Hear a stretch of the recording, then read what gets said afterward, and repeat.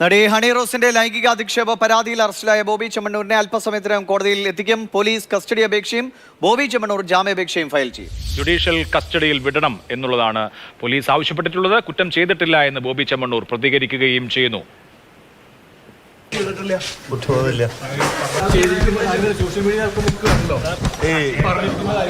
Double meaning സംസാരിച്ചു എന്നുള്ളതിന്റെ പേരിലാണ് കേസ്.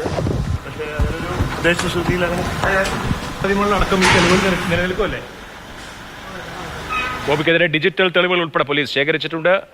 നടിയുടെ പരാതി സിനിമാ പ്രചാരണം ലക്ഷ്യമിട്ടാണ് എന്ന ആരോപണം തള്ളിയിട്ടുമുണ്ട് പോലീസ്. എറണാകുളം സെൻട്രൽ പോലീസ് സ്റ്റേഷനിൽ നിന്ന് പ്രദീപ് ജോസഫാണ് ആദ്യമുള്ളത്. പ്രദീപ്, ഇപ്പോൾ ശ്യാമാണുള്ളത്, ശ്യാമപ്രസാദ് ഉത്തമനാണുള്ളത്. ശ്യാം, അല്പസമയത്തിനകം ബോബിയെ കോടതിയിലേക്ക് കൊണ്ടുപോകുന്നതാണ് മനസ്സിലാക്കുന്നത്. എന്താണ് വിശദാംശങ്ങൾ? തീർച്ചയായിട്ടും അല്പസമയത്തിനകം തന്നെ ഇവിടെ നിന്ന് ഈ സെൻട്രൽ സ്റ്റേഷനിൽ നിന്ന് ബോബി ചെമ്മണ്ണൂരിനെ CJM കോടതി 2ലേക്ക് കൊണ്ടുപോകും. അവിടെയാണ് ഹാജരാക്കുക. ഇതിൽ അഡ്വക്കേറ്റ് V രാമൻപിള്ളയാകും ബോബി ചെമ്മണ്ണൂരിന് വേണ്ടി ഇന്ന് കോടതിയിൽ ഹാജരാകുക. ഇതിൽ പ്രധാനമായിട്ടും ബോബി ചെമ്മണ്ണൂർ ഉന്നയിക്കാൻ പോകുന്നത് ഇതിൽ തന്നെ ഏതെങ്കിലും തരത്തിൽ ചോദ്യം ചെയ്യുന്നതിനോ മറ്റോ ഒന്നും തന്നെ വിളിക്കുകയോ മറ്റോ ഒന്നും ചെയ്തിട്ടില്ല.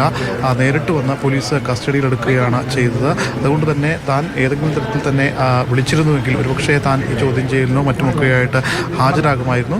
ഇക്കാര്യങ്ങളായിരിക്കും ഈ ജാമ്യാപേക്ഷകളടക്കം പ്രധാനമായിട്ടും ഉന്നയിക്കുക. എന്നാൽ ഹണി റോസിൻ്റെ ഈ പരാതിയിൽ പോലീസ് കൃത്യമായ രീതിയിലുള്ള തെളിവുകൾ അടക്കം എല്ലാം ശേഖരിച്ചിട്ടുണ്ട്. അതോടൊപ്പം തന്നെ ഇന്നലെ ഹണി റോസ് 164 സ്റ്റേറ്റ്മെൻറ്റ് നൽകിയിട്ടുണ്ട്. ആ സ്റ്റേറ്റ്മെൻറ്റ് പകർപ്പുൾപ്പെടെ ഇന്ന് കോടതിയിൽ നിന്ന് ശേഖരിച്ചിട്ടുണ്ട്. അതുൾപ്പെടെ പ്രോസിക്യൂട്ടറുമായിട്ട് ഈ ബന്ധപ്പെട്ട അന്വേഷണ ഉദ്യോഗസ്ഥരടക്കം സംസാരിക്കുകയും ചെയ്തു. കഴിഞ്ഞ ദിവസത്തെ വിവിധ 2 കാര്യങ്ങളാണ് പ്രധാനമായിട്ടുമുള്ളത്. ഒരു പൊതുപരിപാടിയിൽ തന്നെ ഈ തൻ്റെ അനുമതിയില്ലാതെ തൻ്റെ ദേഹത്ത് തൊട്ടു. അതോടൊപ്പം തന്നെ ഈ സോഷ്യൽ മീഡിയയിലെ സാമൂഹ്യ മാധ്യമങ്ങളിലൂടെ തന്നെ വളരെ മോശപ്പെട്ട രീതിയിൽ സ്ത്രീത്വത്തെ അപമാനിക്കുന്ന തരത്തിൽ ആക്ഷേപിച്ചു എന്നടക്കമുള്ള കാര്യങ്ങളാണ് പ്രധാനമായിട്ടും ഹണി റോസ് ഉന്നയിച്ചിട്ടുള്ളത്.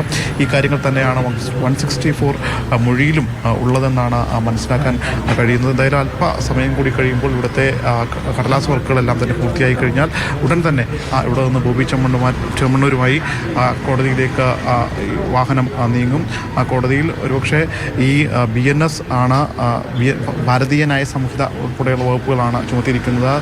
സെക്ഷൻ 75(1), 75(4). ഇതിൽ 75(1) എന്നതാണ് ഈ ജാമ്യമില്ല വകുപ്പ് ഉൾപ്പെടുന്നത്. അതുകൊണ്ട് തന്നെ ഈ പ്രധാനമായിട്ടും ഇത്തരമൊരു ഈ കേസിൽ മാതൃകാപരമായ ഒരു നടപടി ഉണ്ടാകണം എന്നത് തന്നെയാണ് പോലീസ് ഉന്നയിക്കുന്നത്. അതുകൊണ്ട് തന്നെ ഈ കേസിൽ ജാമ്യം കൊടുക്കരുത് എന്നത് തന്നെയാണ് ഈ പ്രോസിക്യൂഷൻ വാദിക്കുക. അതുമായി ബന്ധപ്പെട്ടുള്ള കാര്യങ്ങളെല്ലാം തന്നെ ഇന്ന് പ്രോസിക്യൂട്ടറുമായിട്ട് ഈ അന്വേഷണ ഉദ്യോഗസ്ഥരും മറ്റുമൊക്കെ സംസാരിച്ചിട്ടുണ്ട്. ഏതാനും നിമിഷങ്ങൾ കൂടി കഴിയുമ്പോൾ ഇവിടെ നിന്ന് ബോബി ചെമ്മണ്ണൂരുമായി കോടതിയിലേക്ക് സെൻട്രൽ സ്റ്റേഷനിലുള്ള വാഹനം നീങ്ങും.